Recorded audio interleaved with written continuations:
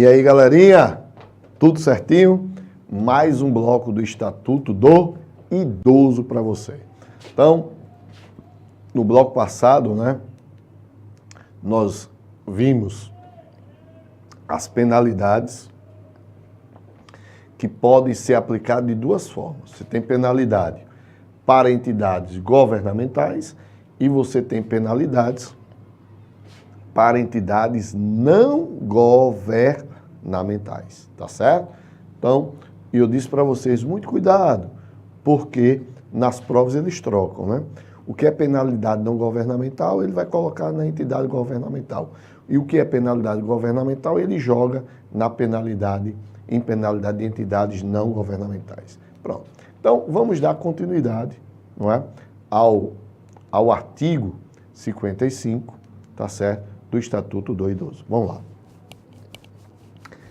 Havendo danos aos idosos, abrigados ou qualquer tipo de fraude em relação ao programa, caberá o afastamento provisório dos dirigentes ou a interdição da unidade e a suspensão do programa. Então, vai ser observado, existiu, qualquer tipo de dano ou fraude em relação ao programa, então vai haver o afastamento provisório dos dirigentes ou até mesmo a penalidade mais grave, é a interdição da unidade e a suspensão do programa para essa unidade. A suspensão parcial ou total do repasse de verbas públicas ocorrerá quando verificada a suspensão parcial total do repasse de verbas públicas ocorrerá quando verificada a má aplicação ou desvio de finalidade dos recursos. Então veja aí coisa importante, Então, a suspensão parcial ou total do repasse de verbas públicas ocorrerá quando verificada a má aplicação. Então não é só desvio, é também o quê? A má aplicação dos recursos. Porque quando a gente pensa em penalidade, para suspender, para interditar, ele desviou. Não é só desvio de verba, mas também a má aplicação dos recursos recebidos pelo poder público. Na ocorrência de infração por entidade de atendimento que coloque em risco os direitos assegurados nesta lei, será o fato comunicado ao Ministério Público, que é ele que busca fiscalizar em relação ao Estatuto do Idoso, é o órgão de fiscalização, para as providências cabíveis, inclusive para promover a suspensão das atividades, veja só, não só a suspensão, com uma dissolução, que seria o fechamento da entidade, com a proibição de atendimento a idosos a bem do interesse público, sem prejuízo das providências a serem tomadas pela vigilância sanitária. Parágrafo 4º. Na aplicação das penalidades serão consideradas a natureza e a gravidade da infração cometida, claro, sempre deve-se observar isso, os danos que dela provieram para o idoso, as circunstâncias agravantes ou atenuantes e os antecedentes da entidade. Então, tudo isso deve ser observado na hora da aplicação da penalidade. Bem, olha, inciso 56. Artigo 56.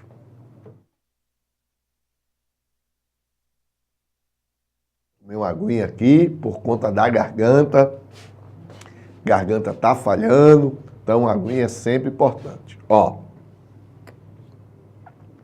Infrações administrativas.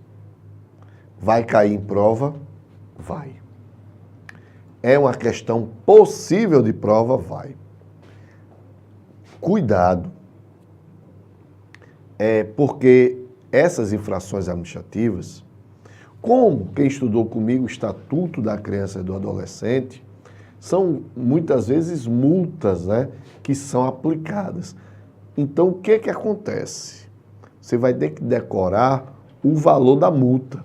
Obrigatoriamente, você vai ter que decorar o valor de cada multa. Então, não adianta chorar, espernear, porque, infelizmente, você vai ter que decorar, tá certo? Então, bora lá verificar as chamadas infrações administrativas.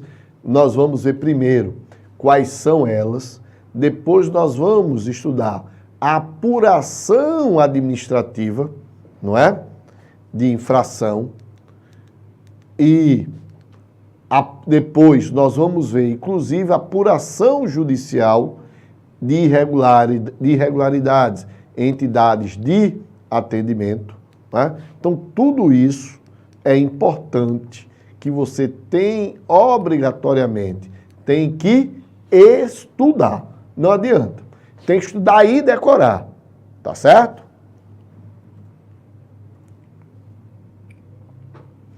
Então, vamos lá. Infrações administrativas. Primeira infração administrativa. Deixar a entidade de atendimento de cumprir as determinações do artigo 50 desta lei. Tá? Então, qual seria o artigo 50? Vamos lá, só lembrar aqui. Constitui obrigações das entidades de atendimento. Então, deixou de cumprir essa obrigação, o que vai acontecer? A pena é uma multa de 500 mil, não 500, perdão, 500 mil, ó, 500 reais a 3 mil reais, se o fato não for caracterizado como crime, podendo haver interdição do estabelecimento até que sejam cumpridas as exigências legais.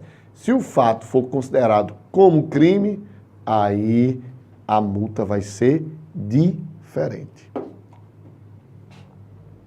Bora lá. Parágrafo único. No caso de interdição do estabelecimento,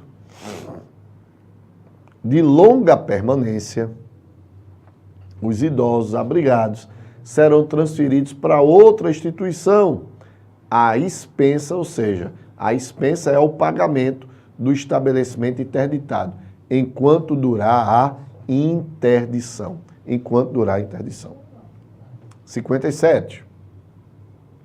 Deixar o profissional de saúde ou responsável por estabelecimento de saúde ou instituição de longa permanência de comunicar, preste atenção, de comunicar à autoridade competente os casos de crimes contra idosos, casos de crime contra idoso, que tiver conhecimento. Então, muito cuidado com isso também, pelo seguinte, esse profissional da saúde não é o dono, não é o dono da instituição. Obviamente que o dono da instituição, ele vai ter uma participação, ele também vai ser responsável. O que esse profissional da saúde é o quê? É o médico, é o psicólogo, tá certo? É o enfermeiro. Então, tudo isso, né, tem que ser observado. Tudo isso tem que ser observado. Então, mas também não é só o profissional de saúde, é o responsável também por estabelecimento de saúde ou instituição de longa permanência, de comunicar o quê? A autoridade competente, os casos de crimes contra idosos de que tiver conhecimento. Mais uma vez, o idoso chegou com hematomas, o idoso chegou com sinais de maus tratos, seja psicologicamente, seja fisicamente, seja materialmente. Então, esse profissional vai ter que fazer a comunicação, a notificação compulsória. Inclusive, nós já vimos isso, né? Já vimos esse sentido aí. Tá certo? Beleza? Então, vamos para cá. Vamos ver qual o valor da multa. A multa vai ser de 500, né? Vai ser de 500 a R$3.000 aplicada em dobro no caso de reincidência. No caso de reincidência. Tá certo? Muito bem. Deixar de cumprir as determinações desta lei. Deixar de cumprir as determinações desta lei sobre a prioridade no atendimento ao idoso. Multa, R$500 a R$1.000 e multa civil a ser estipulada pelo juiz conforme o dano sofrido pelo idoso. Então aqui é o seguinte, preste atenção, aqui é diferente. Aqui você vai ter uma multa administrativa. Qual é a multa administrativa? De R$500 a R$1.000. Então, nesse caso, você vai ter uma multa de R$500 a R$1.000, mais uma multa civil. Essa multa civil, ela é aplicada pelo quem? Pelo juiz. Então, a multa civil é aplicada pelo juiz em relação ao dano sofrido. Então, a multa é aplicada pelo juiz em relação ao dano sofrido pelo idoso. Tá certo? Então, muito cuidado em relação a isso. Nesse caso, de deixar de cumprir as determinações desta lei, que é justamente o artigo 58, então a multa vai ser de R$500 a R$1.000 e, além disso, uma multa civil que deve ser aplicada pelo juiz em relação ao dano causado. Então, aqui seria uma espécie de quê? De indenização. Aqui é uma espécie de indenização. Tá certo? Vamos lá. Pegar o próximo aqui. Próximo ponto.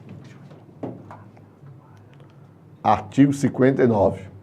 O artigo 59, ele fala da apuração administrativa de infração. Então, ele vai apurar administrativamente a infração. Então, artigo 59. Os valores monetários expressos no capítulo 4 serão atualizados anualmente na forma da lei. Os valores monetários expressos no capítulo 4 serão atualizados anualmente na forma da lei.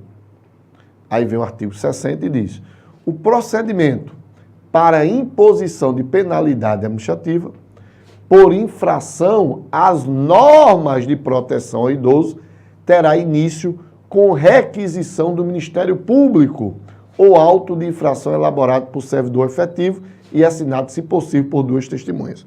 Então, preste atenção. Que penalidade, que procedimento de penalidade administrativa é essa? Em relação à infração administrativa. Então, o que vai acontecer?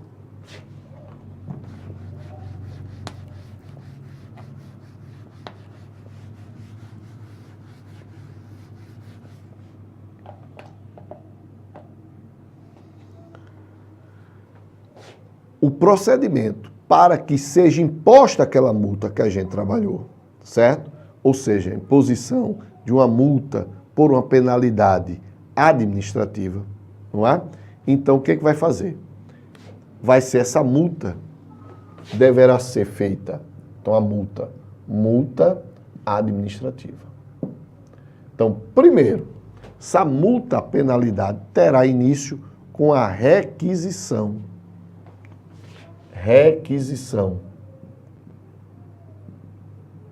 do MP, ou seja, requisição do Ministério Público.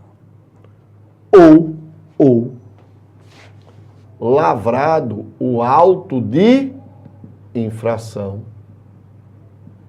por servidor público efetivo. Emanuel, o que é um servidor público efetivo? Não é? É aquele que passou em concurso público. Então, não é o servidor público temporário, tem que ser servidor público efetivo. Só que, nesse caso aqui, Tem que vir com 2 testemunhas.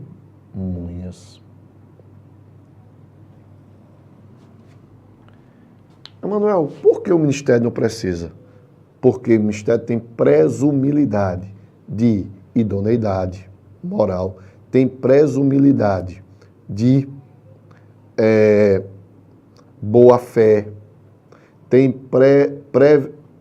é previsível, não é?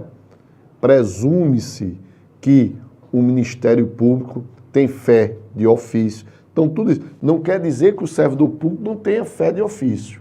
Mas, nesse caso, como ele não é uma entidade, não é órgão fiscalizador, como o Ministério Público, que tem capacidade processual, não é? Ele vai precisar de 2 testemunhas, tá? Então, o Ministério Público não. É órgão específico, é órgão fiscalizador. Tem idoneidade, não é? Tem tudo aquilo, presume-se tudo isso. Então, como órgão fiscalizador, é ele que tem competência para requisitar a multa. O servidor público não. Ele aplica, né? Ele elabora o auto de infração. Ele elabora o auto de infração. Se esse auto vai ser aplicado ou não, é outra coisa. Quando o Ministério Público requisita a aplicação da penalidade, ela vai ser aplicada. Aí cabe à instituição, por exemplo, contestar a aplicação da multa pelo Ministério Público. No caso do servidor público, isso ainda vai ser analisado pela administração pública. Beleza? Parágrafo 1º. No procedimento iniciado com auto de infração, poderão ser usadas fórmulas impressas, especificando a natureza e as circunstâncias da infração. Ou seja, vai dizer, a natureza foi essa. Por exemplo, não é? Não houve a notificação compulsória, segundo o artigo 57. Então, é algo específico, né? É algo específico. Então, determina-se isso no auto de infração, tá? Deixa eu pegar aqui. Vamos para o próximo aqui. Então, aqui, ó. Especificando-se a natureza e as circunstâncias da infração. Sempre que possível, a verificação da infração segue-se-á a lavratura do auto, ou este será lavrado dentro de 24 horas, por motivo justificado. Então, sempre que possível, a verificação da infração segue-se-á a lavratura do auto, ou este será lavrado dentro... Então, grifa isso aí, o prazo. Prazo para a lavratura do auto será quanto? De 24 horas, desde que seja por motivo justificado. 61. O autuado também grife isso aí, que é o prazo de defesa, não é? Então, grife isso aí, que sempre cai em prova. Qual é o prazo de defesa? O autuado terá o prazo de 10 dias para apresentação da defesa, contando da data da intimação que será feita pelo autuante, ou seja, aquele que aplica no instrumento de autuação, quando for lavrado na presença do infrator, ou por via postal com aviso de recebimento, né? O famoso AR, Então, duas coisas que você necessita prestar atenção. Veja, a possibilidade, não é, da lavratura do auto, não é? Ou ele ser lavrado dentro de 24 horas, obviamente, é um auto de infração, é a possibilidade de aplicação de uma penalidade, então, obviamente, deve ter um motivo justificado, uma fundamentação, baseada em quê? Naqueles artigos anteriores que nós vimos, né? O 56, o 57 ou 58, tá certo? E depois, outro ponto importante, o prazo para a sua defesa. Então, o prazo para a defesa de quanto será? De 10 dias. O prazo de defesa será de 10 dias, tá certo? Então, vamos lá. Então, artigo 62. Havendo risco para a vida ou a saúde do idoso, a autoridade competente aplicará à entidade de atendimento as sanções regulamentares, sem prejuízo da iniciativa e das providências que vierem a ser adotados pelo MP ou pelas demais instituições legitimadas para a fiscalização. Nos casos, 63, nos casos em que não houver risco para a vida ou a saúde da pessoa idosa abrigada, a autoridade competente aplicará à entidade de atendimento as sanções regulamentares, sem prejuízo da iniciativa e das providências que vierem a ser adotadas pelo MP ou pelas demais instituições legitimadas para a fiscalização. 64. Aqui, anteriormente, você tinha uma apuração administrativa, agora você tem uma apuração judicial. Então, você tem uma aplicação administrativa e outra, agora você tem uma apuração judicial de irregularidades. Vamos lá. Artigo 64. Aplicam-se subsidiariamente ao procedimento administrativo de que trata este capítulo as disposições das leis 6437, não é? Então, não precisa, quando determina essas leis aí, você não precisa ir lá, tá? Só por curiosidade. Então, quanto à lei, ele faz uma referência na lei, não precisa estudar, a não ser por uma questão de curiosidade. A não ser isso, beleza. Artigo 65. O procedimento de apuração de irregularidade em entidade governamental e não governamental de atendimento ao idoso terá início mediante petição fundamentada da pessoa interessada ou iniciativa do Ministério Público. O procedimento de apuração de irregularidade em entidade governamental e não governamental de atendimento ao idoso terá início mediante petição fundamentada de pessoa interessada ou do próprio Ministério Público, que é o órgão fiscalizador. Havendo motivo grave, poderá a autoridade judiciária, ouvido o Ministério Público, decretar liminarmente. O que é liminarmente? É uma medida de urgência. Então, quando se fala em liminar, é uma medida de urgência. Então, o que ele vai fazer nessa liminar? O afastamento provisório do dirigente da entidade ou outras medidas que julgar adequadas para evitar uma lesão aos direitos do idoso mediante decisão fundamental. Então, vejam, qual a ideia aqui? Se eu deixo o processo rolar, o processo demora muito. Infelizmente. Aí o que acontece? Se o juiz deixa esse processo rolar, a gravidade pode ser maior, inclusive irreversível. Ao que ele faz? No início do processo, no meio do processo, o Ministério Público diz, o ideal é afastar provisoriamente o dirigente, porque você tem lá denúncias que ele não aplica verbas como determinado, que ele maltrata o idoso. Então, se ele fica lá, vai piorar a situação. Então, é melhor afasta ele provisoriamente, até para que ele também não atrapalhe a investigação. Então, afasta ele provisoriamente. Se ele for culpado, ótimo, não é? Já aplicamos aí a penalidade. Se ele não for culpado, não tem problema nenhum. Tá certo? Tranquilo? Então, vamos lá. Então, ele vai ter o afastamento provisório do dirigente da entidade, outras medidas que julgar adequadas para justamente evitar essa lesão. Artigo 67. Sim, uma coisa importante. Toda decisão do juiz deve ser fundamentada, tá certo? Toda decisão deve ser fundamentada. O dirigente da entidade será citado para no prazo, grife isso aí, para no prazo de 10 dias, oferecer resposta escrita, podendo juntar documentos e indicar as provas a produzir.